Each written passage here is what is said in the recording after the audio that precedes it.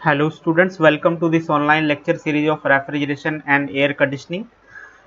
तो आज हम एक इम्पॉर्टेंट टॉपिक के बारे में डिस्कस करने वाले हैं जिसका नाम है फूड प्रिजर्वेशन। ठीक है, तो ये टॉपिक आपका 5th यूनिट में आता है अगर आप देखोगे। ठीक है, बीटेक के कोर्स को देखो तो 5th यूनिट में आता है, लेकिन ये बहुत सारे एग्जाम में इस टॉपिक से क्वेश्चन पूछे जाते हैं। The topic is food preservation.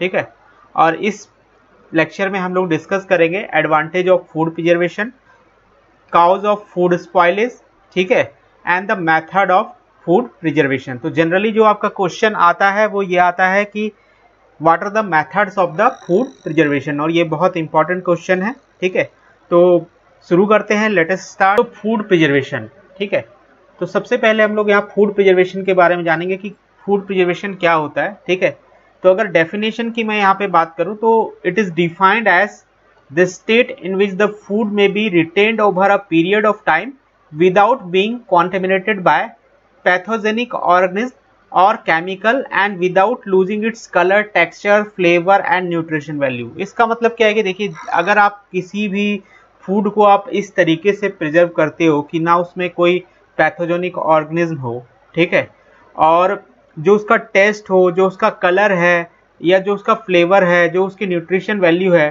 ठीक है, अगर इसको आप रिटेन कर पाते हो थ्रू सम मेथड्स, ठीक है, तो उसको हम बोलते हैं फूड प्रिजर्वेशन। ठीक है, तो ये क्या है बेसिकली आपका, it is defined as the state in which the food may be retained over a period of time without being contaminated by pathogenic organism और chemicals and without losing its colour, texture, flavour and nutrition value. ठीक है, तो यहाँ पे एक word आ रहा है without being contaminated by pathogenic organism. ठीक है, तो पैथोजेनिक ऑर्गेनिज्म क्या होते हैं? पैथोजेनिक ऑर्गेनिज्म वो जैसे आपका वायरस हो गया, ठीक है, या कुछ एंजाइम या कुछ बैक्टीरिया जो कि किसी भी ह्यूमन पर्सन में इलनेस पैदा कर सकते हैं। ठीक है, मतलब किसी भी आदमी को बीमार कर सकते हैं। इस तरह के जो ऑर्गेनिज्म होते हैं उसको हम पैथोजेनिक ऑर्गेनिज्म बोलते हैं। ठीक है, तो आपको क्या करना है, फूड प्रिजर्वेशन में बेसिकली ध्यान ये रखा जाता है कि जो हमारा फूड है उसमें कोई पैथोजेनिक ऑर्गेनिज्म ना आ जाए। ठीक है, दूसरा ये कि उसका फ्लेवर मेंटेन रहे, उसका जो टेक्सचर है वो मेंटेन रहे। ठीक है,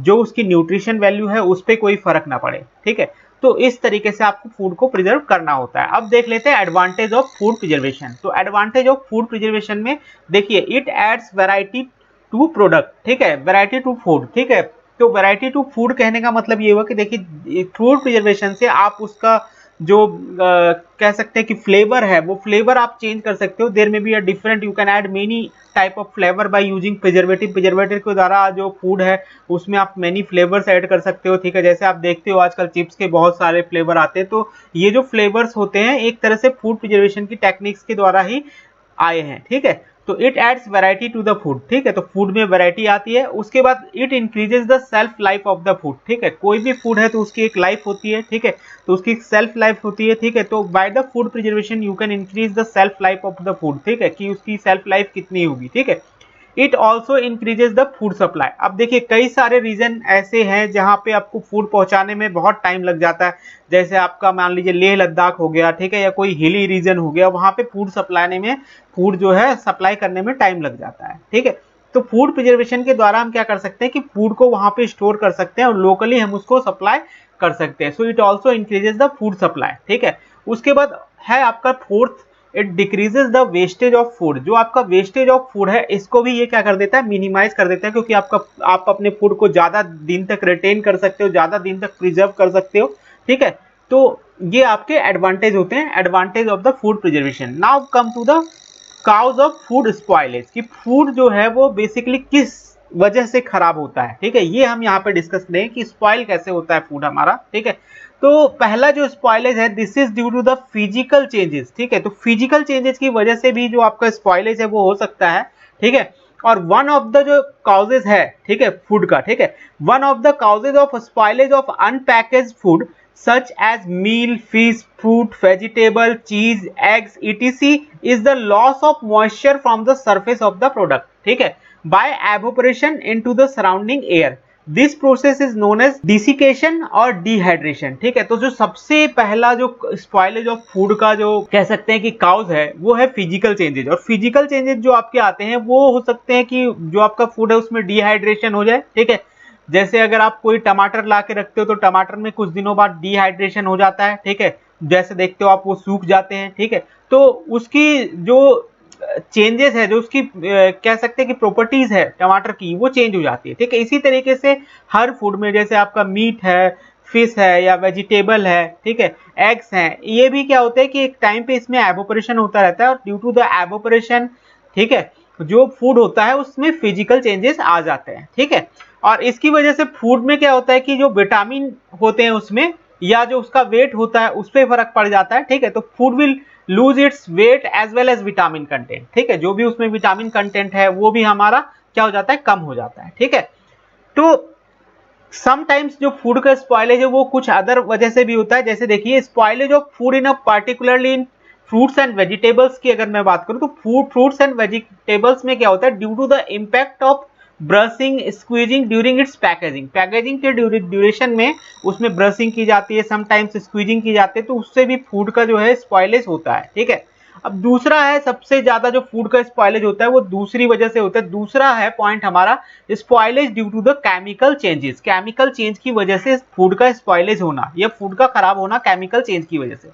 तो देखिए जो तीन तरीके के यहाँ पे चीजें हैं जो कि हमारे फूड को खराब कर सकती है, पहला होता है एंजाइम, ठीक है, दूसरा होता है आपका बैक्टीरिया और तीसरा होता है फंगस। ये तीन तरीके से आपका जो फूड है वो खराब हो सकता है, ठीक है, या तो एंजाइम की वजह से खराब हो सकता है, या बैक्टीरिया की वजह से खराब हो सकता है, या फंगस की वजह से खराब हो सकता है, ठीक है।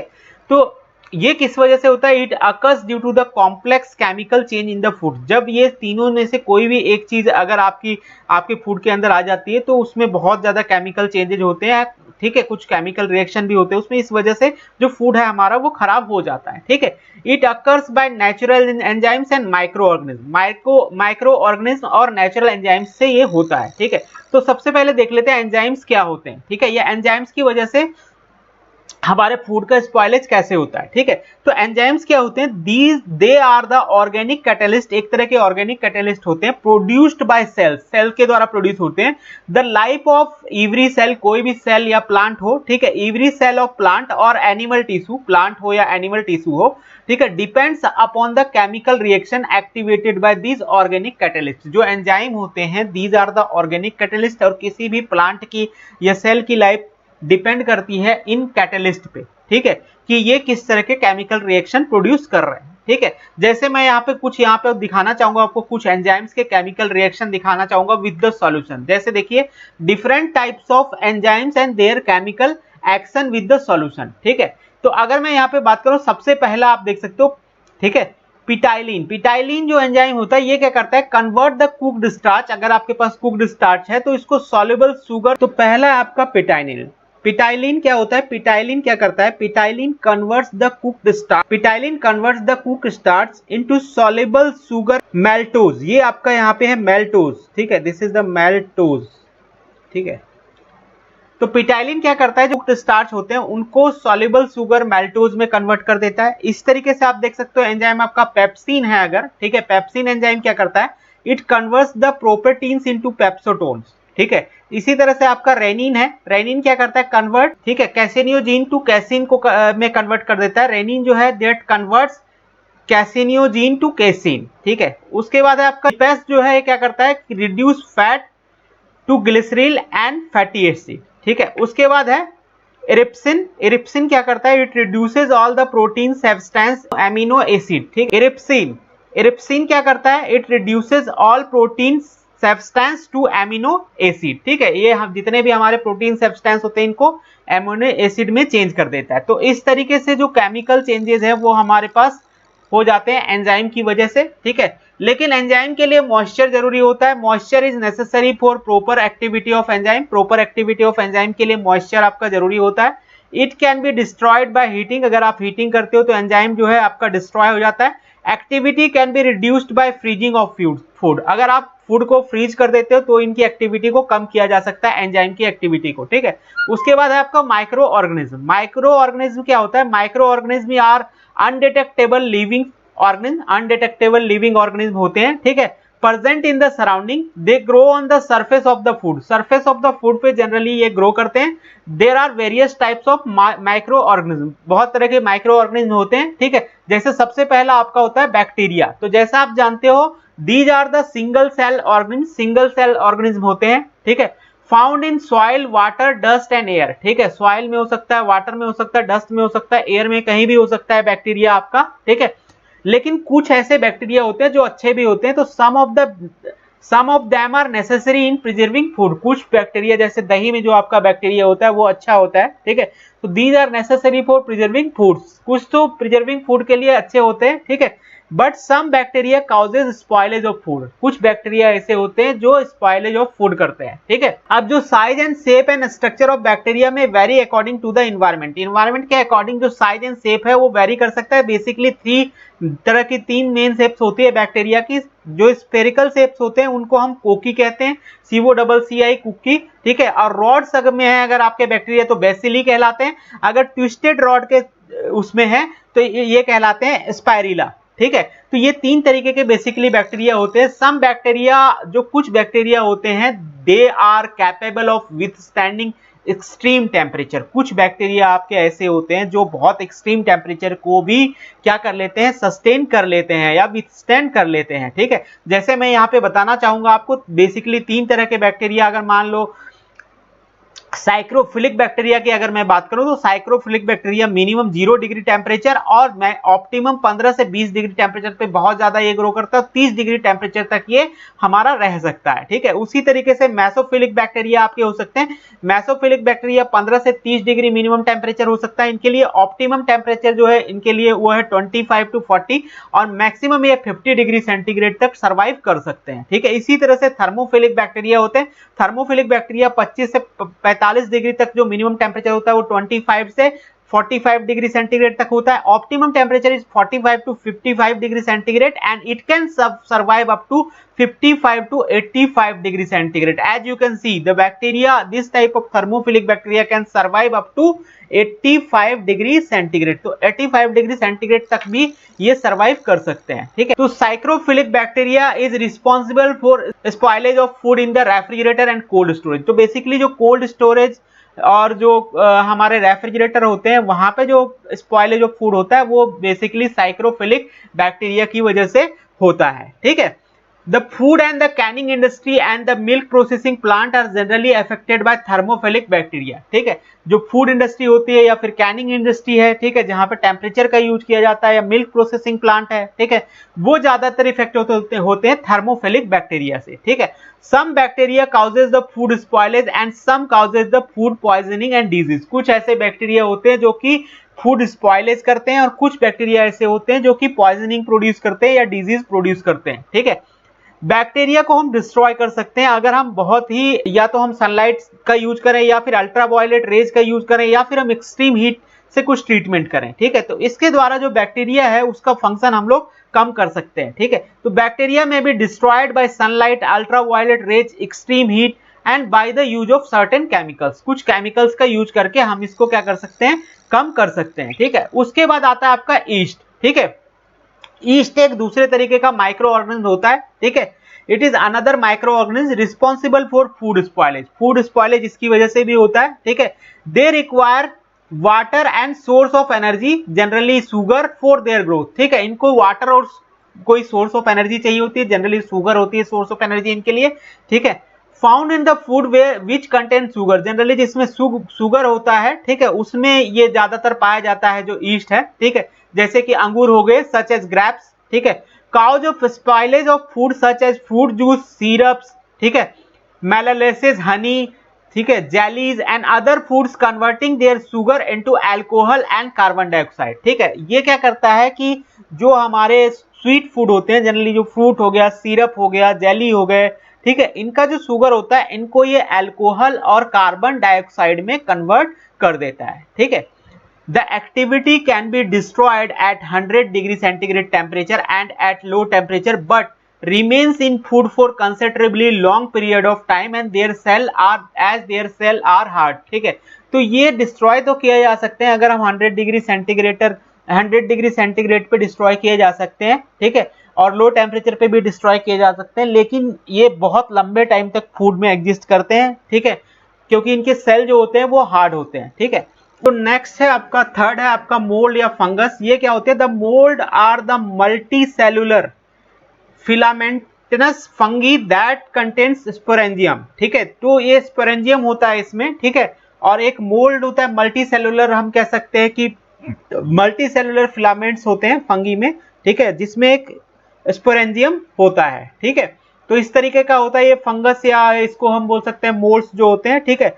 दे grow on different colour when they found favourable environment, ठीक है, तो ये अलग अलग कलर कहीं पे भी ग्रो कर सकते हैं जब इनको फेवरेबल एनवायरनमेंट मिल जाता है, ठीक है। Grow generally between 25 to 30 degree centigrade, some of them can grow at refrigerator temperature, ठीक है, तो ज्यादातर जो इनके लिए फेवरेबल टेम्परेचर होता है वो 25 to 30 डिग्री सेंटीग्रेड होता है, लेकिन ज्यादातर ये जो रेफ्रिजरेटर टेम्परेचर होता है उस पे ये ग्रो कर जाते हैं, ठीक है। कई बार सम ऑफ देम जो है वो आपके रेफ्रिजरेटर टेम्परेचर पे भी ग्रो कर सकते हैं, ठीक है। The growth is rapid on acidic food such as lemon and food having high sugar content such as jams and jellies, ठीक है, तो इनमें जो है एसिडिक जो फूड होते हैं उनमें इनका ज्यादा ग्रोथ होता है, ठीक है, जिनमें हाई शुगर कंटेंट हो, जैसे जैम्स हो गए, जेलीज हो गए, ठीक है, इनमें ज्यादा ये ग्रो करते हैं, ठीक है। Most mould are not harmful but some produce toxic material known as mycotoxins, ठीक है, कुछ इसमें से देखिए ज्यादातर जो हमारे पास मोल्ड होते हैं या फंगी होते हैं वो हमारे पास टॉक्सिक नहीं होते हैं, लेकिन कुछ टॉक्सिक होते हैं बहुत ही, ठीक है, जिसमें ये माइकोटॉक्सिन्स नाम का एक सब्सटेंस या मटेरियल पाया जाता है। अब डिस्कस कर लेते हैं मेथड्स ऑफ फूड प्रिजर्वेशन को, ठीक है, तो ये सबसे इंपॉर्टेंट टॉपिक है आपका मेथड ऑफ फूड प्रिजर्वेशन। तो फूड प्रिजर्वेशन के क्या क्या मेथड है, देखिए सबसे पहला जो मेथड है that is the heat processing, ठीक है। हीट प्रोसेसिंग में हम क्या करते हैं, all the types of spoilage agent such as enzyme, bacteria and moulds, किसी भी वजह से आपका जो स्पॉइलेज हो रहा हो are destroyed when subjected to high temperature over a period of time. अगर कोई भी आपका फूड हो, आपको उसमें जो स्पॉइलेज एजेंट का कॉन्टिमिनेशन हटाना है तो उसके लिए आपको उसको एक हाई टेम्परेचर पे लॉन्ग पीरियड ऑफ टाइम के लिए हीट करना पड़ता है, ठीक है। The product is sealed and sterilized in airtight container to preserve for long time. उसको फिर sealed and sterilized कर दिया जाता है एक airtight container में, जैसे आप देखते होंगे कि जो आपका एनर्जी ड्रिंक्स होते हैं, ठीक है, या कोल्ड ड्रिंक्स होते हैं, ठीक है, उसको भी कैन में क्या कर दिया जाता है, स्टेरलाइज कर दिया जाता है और सील कर दिया जाता है by after the high heat treatment, ठीक है, हीट ट्रीटमेंट उसका करने के बाद जो है उसको हम क्या कर देते हैं, स्टरलाइज कर देते हैं, ठीक है। दूसरा है आपका डिहाइड्रेशन, ठीक है, ये सबसे ओल्डेस्ट मेथड है फूड प्रिजर्वेशन का, ठीक है। It is the oldest method of food preservation in which the oil moisture from the product is remove to stop the growth of enzyme and microorganism, ठीक है। तो इसमें हम क्या करते हैं, इसमें हम उसका डिहाइड्रेशन कर देते हैं फूड का, ठीक है, जैसे आप देखते होंगे, मतलब उसको पाउडर फॉर्म में जनरली हम कन्वर्ट कर लेते हैं, ठीक है। तो देखिए एग्जांपल ऑफ जो ड्राई फूड है, जैसे डिहाइड्रेटेड सूप्स आते हैं आपके पास, इंस्टेंट कॉफी के जो पाउच होते हैं, प्री कुक्ड पीस जो होते हैं आपके पास, these are the example of the dry food, ठीक है। Common methods of dehydration is sun drying, ज्यादातर हम इसको धूप में सुखा लेते हैं, ठीक है। टेस्ट लेकिन इसमें हमारा प्रिजर्व नहीं रह पाता है इस तरह से, जब हम डिहाइड्रेशन के थ्रू फूड प्रिजर्वेशन करते हैं तो टेस्ट में कहीं ना कहीं जो है लॉस हो जाता है, ठीक है, उस पर्टिकुलर फूड का, ठीक है। तो जो तीसरा मेथड है आपका वो है केमिकल प्रिजर्वेशन, ठीक है। और केमिकल प्रिजर्वेशन क्या होता है, इसमें बेसिकली हम लोग सॉल्ट का या फिर एसिड का यूज करते हैं, एसिटिक एसिड या विनेगर का हम लोग यूज करते हैं यहाँ पे, जो हमारा फूड होता है उसको प्रिजर्व करने के लिए, ठीक है। तो this method employ high concentration of salt, sugar और एसिड, ठीक है, या तो सॉल्ट या शुगर या एसिड का हम लोग यहाँ पे यूज करते हैं केमिकल प्रिजर्वेशन में, ठीक है। Salt is use to preserve the vegetables such as fruits, ठीक है, such as vegetables and fruits, tamarind, raw mango, amla हो गया, फिश हो गया, मीट हो गया, ठीक है। दे में यूज ड्राई और इन द ब्राइन फॉर्म, ठीक है। सॉल्ट को जो है हम लोग ड्राई फॉर्म में या फिर ब्राइन फॉर्म में, ब्राइन का मतलब सॉल्ट के साथ वाटर को मिक्स करके भी हम यूज कर सकते हैं, ठीक है।